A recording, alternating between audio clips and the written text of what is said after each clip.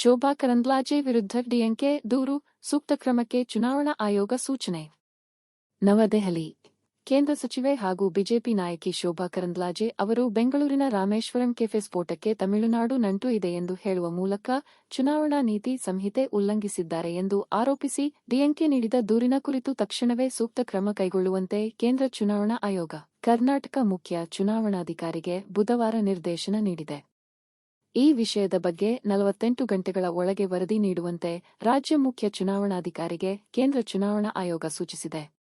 March 1 ರಂದು ಬೆಂಗಳೂರಿನ ರಾಮೇಶ್ವರಂ ಕೆಫೆಯಲ್ಲಿ ನಡೆದ ಐಇಡಿ ಸ್ಫೋಟಕ್ಕೆ ತಮಿಳುನಾಡಿನ ವ್ಯಕ್ತಿಯೊಬ್ಬರು ಕಾರಣ. ಬಾಂಬರ್ ಕೃಷ್ಣಗಿರಿಯ ಅರಣ್ಯದಲ್ಲಿ ತರಬೇತಿ ಪಡೆದಿದ್ದಾನೆ ಎಂದು ಶೋಭಾ ಕರಂದ್ಲಾಜೆ ಹೇಳಿದರು. ಅವರ ಹೇಳಿಕೆಯನ್ನು ಖಂಡಿಸಿದ್ದ ಡಿಎಂಕೆ ಕೇಂದ್ರ ಸಚಿವೆ ವಿರುದ್ಧ ಕ್ರಮ ಕೈಗೊಳ್ಳುವಂತೆ ಚುನಾವಣಾ ಆಯೋಗಕ್ಕೆ ಮನವಿ ಮಾಡಿತ್ತು.